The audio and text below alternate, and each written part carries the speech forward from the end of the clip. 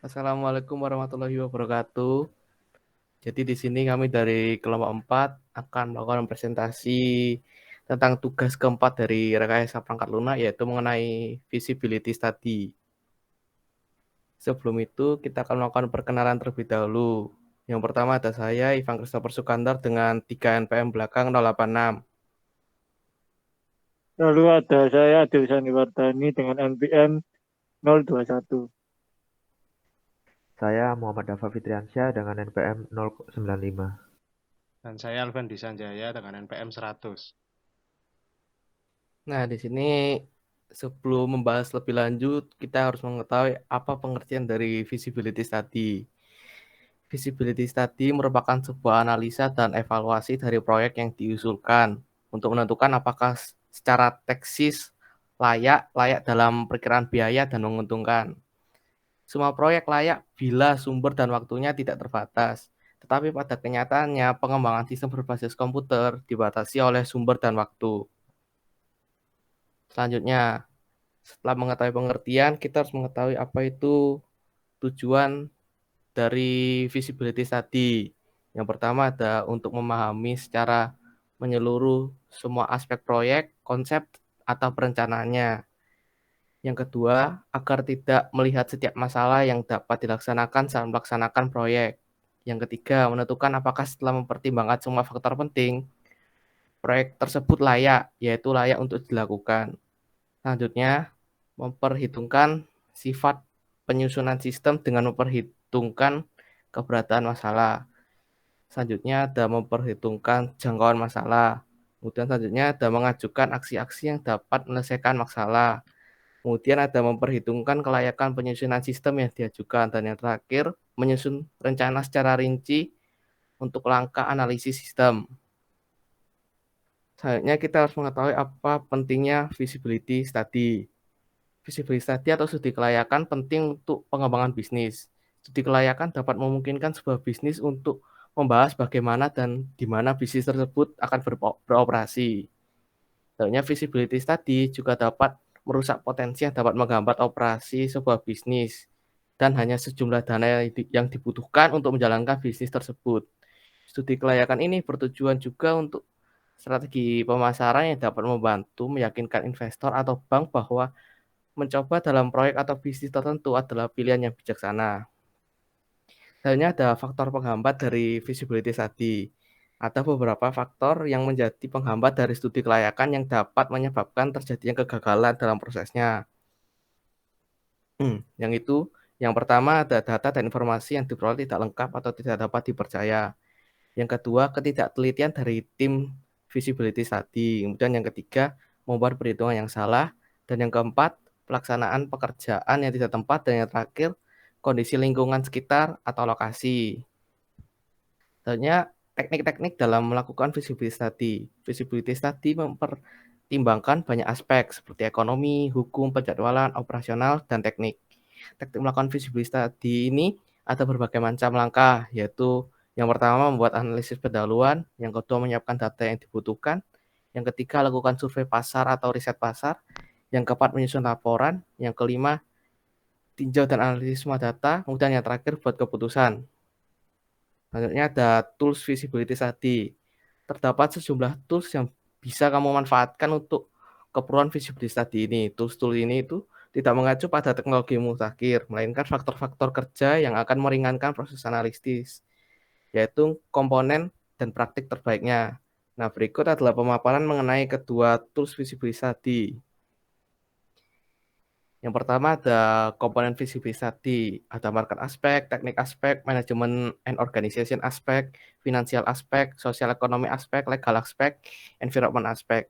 Market aspek itu komponen yang berkaitan dengan supply dan demand pasar.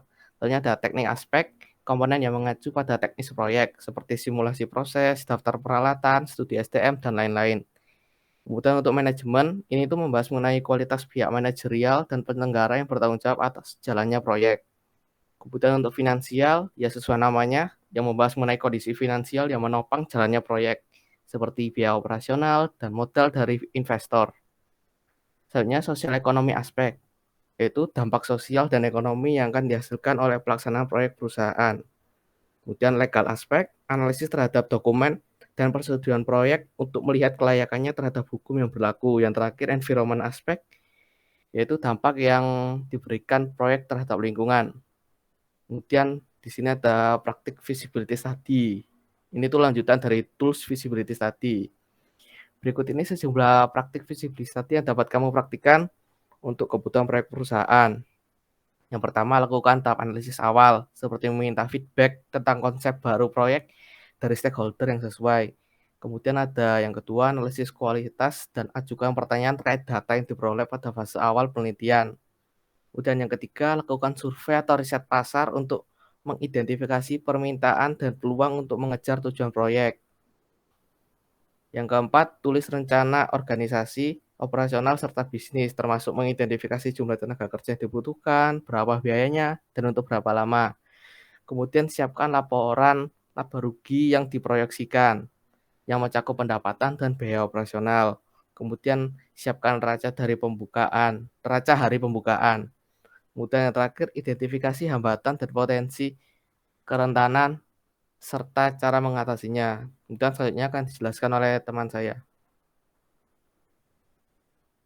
Kemudian di sini ada contoh feasibility study. Contoh yang pertama yaitu sebuah universitas elit di kota A hendak melakukan perluasan area kampus. Rencana mengenai proyek ini pun terus berlanjut. Selain itu, pemerintah tempat juga sudah menyetujui berdasarkan persyaratan tertentu. Namun, universitas tersebut juga mulai memikirkan tentang opini publik mengenai kondisi lingkungan di sekitarnya. Pada dasarnya, bangunan asli kampus memang sudah berdiri lebih dari 50 tahun. Di era sebelum ini, Dewan Komunitas juga sudah menolak pembangunan sejenis. Hingga akhirnya pihak universitas ingin mengetahui bagaimana masalah hukum dan politik akan mempengaruhi rencana proyek yang hendak dilakukan. Semua hal perlu diketahui dan yang tidak menjadi alasan pentingnya melakukan studi kelayakan mengenai proyek perluasan area ini, sampai akhirnya proses ini dilakukan oleh universitas elit tersebut. Pada akhirnya, pihak universitas memutuskan untuk terus maju sesuai dengan rencana ekspansi, tentunya tanpa meninggalkan bangunan kampus bersejarah yang sudah lama berdiri. Apabila tidak melakukan studi kelayakan, mungkin kampus elit tersebut jadi tidak akan pernah tahu apakah ekspansi yang hendak dilakukannya layak atau tidak. Kemudian ada contoh kedua, yaitu di sini membahas mengenai sebuah perumahan di kawasan Cibubur, Jakarta Timur telah melakukan sebuah studi kelayakan proyek. Melalui studi tersebut didapatkan suatu informasi bahwa harga perumahan yang banyak diminati di daerah tersebut yaitu sekitar 500 juta. Tidak hanya itu, tema arsitektur yang biasanya banyak dipilih adalah konsep minimalis modern dengan ruang terbuka hijau. Oleh karena itu, perencanaan proyek harus mengacu pada penyediaan perumahan seharga 500 juta dengan desain minimalis dan ruang terbuka hijau di dalamnya. Akan sangat beresiko apabila pihak pengelola nekat menyediakan rumah dengan harga 1 miliar dengan konsep modern. Dengan memahami feasibility study, kita jadi lebih memahami apakah suatu proyek layak atau tidak direalisasikan. Studi kelayakan ini akan meminimalisir kerugian yang mungkin dialami dari suatu proyek. Kemudian selanjutnya membahas mengenai jenis-jenis feasibility studies, yaitu di dalamnya ada technical feasibility, ekonomi feasibility, legal feasibility, sama operational feasibility. Yang pertama yaitu technical feasibility, yang mempunyai pengertian yaitu penilaian ini berfokus pada sumber daya teknis yang tersedia untuk organisasi. Ia dapat membantu perusahaan untuk menentukan apakah sumber daya teknis sudah memenuhi kapasitas dan apakah tim teknis mampu mengubah ide menjadi sistem kerja yang baik. Uji kelayakan teknis ini juga melibatkan evaluasi terhadap hardware, software, dan persyaratan teknis lainnya yang diusulkan di masa perencanaan. Kemudian technical feasibility, kelayakan teknis ditunjuk pada 3 tokoh masalah, yaitu Jeffrey L. Witten dan teman-temannya pada tahun 2004. Apakah teknologi yang dipakai atau diajukan cukup praktis? Lalu apakah saat ini kita telah mempunyai teknologi yang memadai? apakah kita mempunyai bakat teknis yang memadai. Kemudian yang kedua ada ekonomi feasibility yang mempunyai pengertian yaitu jenis analisis ini biasanya melibatkan penelitian terkait biaya dan manfaat proyek untuk membantu organisasi menentukan kelayakan dari proyek sebelum sumber daya keuangan dialokasikan. Ia juga berfungsi sebagai teknik penilaian proyek independen dan bisa meningkatkan kredibilitas proyek. Hasil analisisnya mampu membantu mengambil keputusan untuk menentukan manfaat ekonomi positif bagi organisasi yang akan diberikan setelah proyek usai. Lalu dalam aspek kelayakan ekonomi, hal yang perlu dipertimbangkan menurut Georgianto tahun 2008 yaitu besarnya dana yang diperlukan untuk mengembangkan sistem. Yaitu besarnya dana ini diperkirakan yang akan dikeluarkan untuk pengembangan sistem ini harus dibandingkan dengan dana yang telah dianggarkan oleh perusahaan.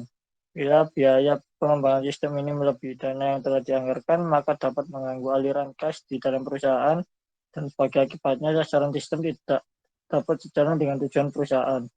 Kemudian manfaat yang diperoleh oleh sistem dibandingkan dengan biaya pengembangannya. Sistem yang dikembangkan dikatakan menguntungkan bila manfaat yang akan diberikan oleh sistem ini lebih besar nilainya dari biaya pengembangannya. Lalu yang ketiga ada legal feasibility yang mempunyai pengertian yaitu jenis analisis ini digunakan untuk menyelidiki apakah ada aspek dari proyek yang bertentangan dengan persyaratan hukum. Hal itu seperti undang-undang zonasi dan undang-undang perlindungan data. Katakanlah sebuah perusahaan ingin membangun gedung kantor baru di lokasi tertentu. Nah, studi kelayakan ini bisa mengungkapkan lokasi yang dipilih perusahaan tidak cocok untuk jenis bisnis mereka. Lalu yang keempat ada operational feasibility yang mempunyai pengertian yaitu jenis feasibility study ini kerap digunakan proyek-proyek besar untuk operational feasibility. Teknik penilaian ini melibatkan studi untuk menganalisis dan menentukan apakah kebutuhan organisasi dapat dipenuhi dengan melaksanakan proyek.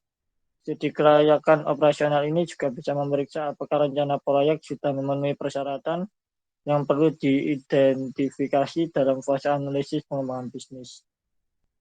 Kemudian akan dijelaskan oleh teman saya. Ya, selanjutnya dalam operational feasibility ada aspek-aspek yang perlu dipertimbangkan dalam kelayakan operasional. Yang pertama adalah kemampuan dari personil-personil. Jadi kemampuan dari personil-personil ini yang ada untuk mengoperasikan fungsi-fungsi sistem yang akan dikembangkan itu perlu dipertimbangkan.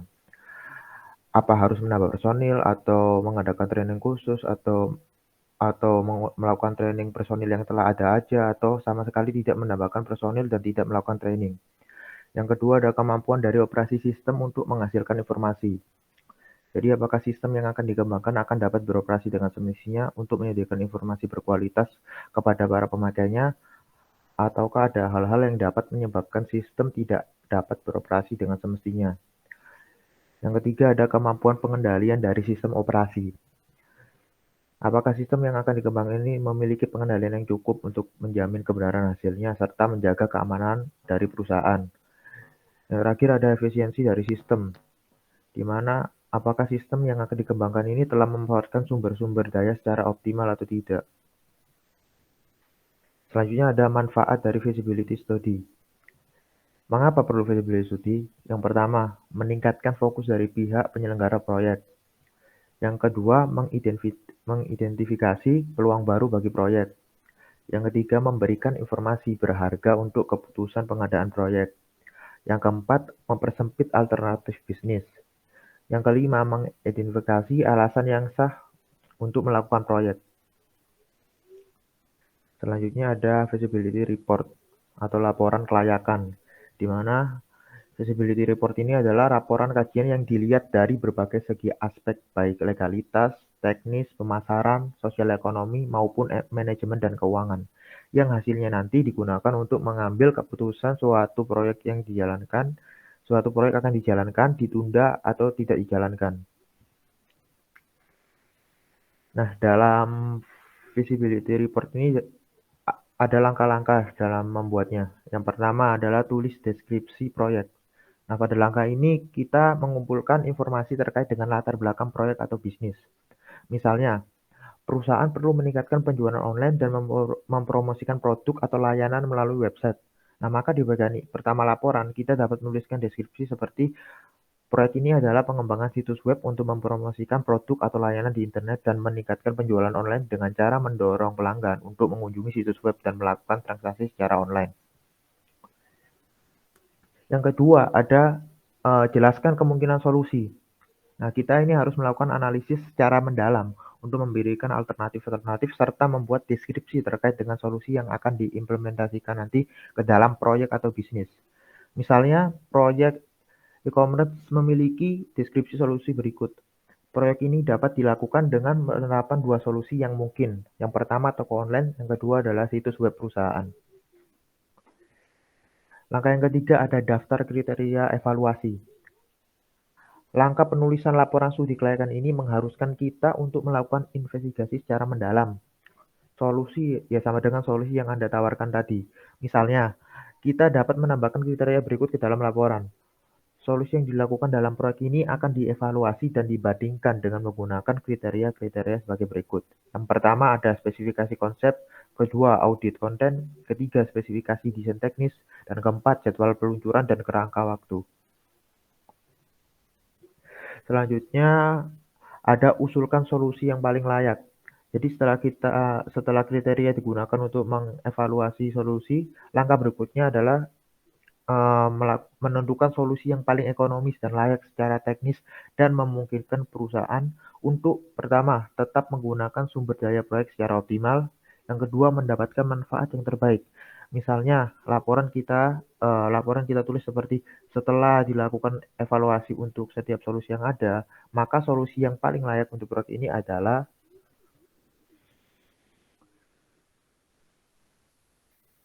Nah, selanjutnya ada kesimpulan.